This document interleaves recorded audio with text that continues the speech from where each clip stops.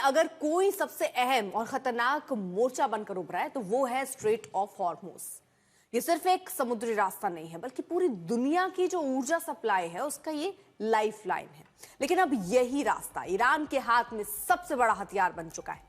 अब अमेरिकी राष्ट्रपति ट्रंप ने हॉर्मुज को लेकर ईरान को एक बार फिर से अल्टीमेटम दे दिया है। बीच समंदर धधकता जहाज, आग की लपटें, धुएं का गुबार। ये तस्वीरें महज खौफनाक नहीं है बल्कि स्ट्रेट ऑफ हॉर्मुज पर ईरान के उस दबदबे की गवाही दे रही हैं जिसने पूरे रूट पर नाका लगा दिया है। IRGC का हॉर्मुज पर जबरदस्त पहरा है और इस पहरे को तोड़कर जो भी जहाज रास्ते को पार करने की कोशिश कर रहा है उसका हश्र कुछ ऐसा ही खौफनाक हो रहा है। अब हॉर्मुज रूट पर ईरान के इसी कंट्रोल को खत्म करने के लिए अमेरिकी राष्ट्रपति डोनाल्ड ट्रंप फाइनल अल्टीमेटम दे रहे हैं।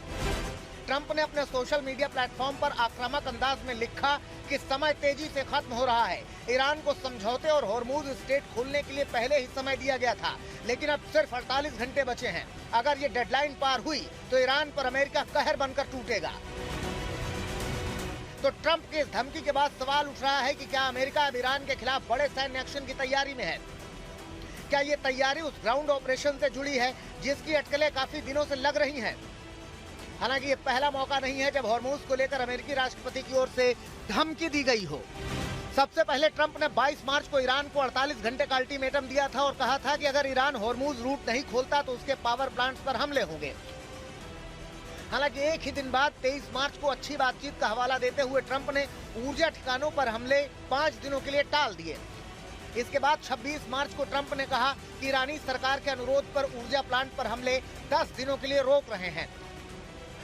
Go to the strait and just take it, protect it, use it for yourselves. Iran has been essentially decimated. The hard part is done, so it should be easy. And in any event, when this conflict is over, the strait will open up naturally. It'll just open up naturally. They're going to want to be able to sell oil because that's all they have to try and rebuild. It will. Hormuz को लेकर Trump की धमकी की मियाद 6 अप्रैल को खत्म हो जाएगी। तो क्या चेतावनी के 48 घंटे बीतते ही अमेरिकी सेना ईरान पर कहर बर पाएगी?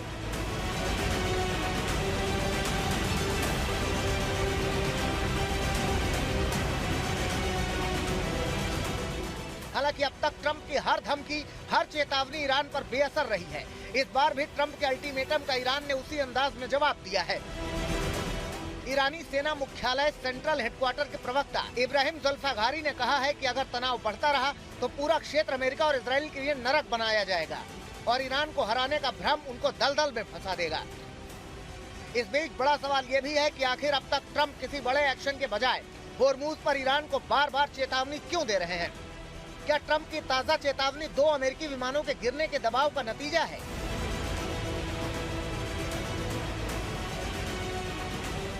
उधर 2 लड़ाकू विमानों के बाद अब IRGC ने यूएस के 2 ब्लैक हॉक हेलीकॉप्टर भी तबाह करने का दावा किया है। इन दावों के बीच हॉर्मुज रूट को लेकर अमेरिका पर दबाव बढ़ता जा रहा है। एक दिन पहले ही अमेरिकी इंटेलिजेंस की रिपोर्ट ने इस संकट को और गहरा दिया है। रिपोर्ट के मुताबिक ईरान फिलहाल किसी भी हाल में हॉर्मुज स्ट्रेट खोलने को राजी नहीं दिख रहा है। विशेषज्ञों का मानना है कि अगर अमेरिका सैन्य ताकत के जरिए इस रास्ते को खोलने की कोशिश करता है तो ये जंग और लंबी और खतरनाक हो सकती है। यही नहीं, पूर्व CIA डायरेक्टर बिल बर्न्स ने भी चेतावनी दी है कि ईरान इस ताकत को इतनी आसानी से छोड़ने वाला नहीं है। उनके मुताबिक तेहरान इस स्ट्रेट के जरिए भविष्य में किसी भी शांति समझौते में अपने लिए सुरक्षा गारंटी और आर्थिक फायदे हासिल करने की कोशिश करेगा। ऐसे में साफ है कि ईरान ऊर्जा सप्लाई के इस अहम रूट पर दबदबा कम नहीं करेगा।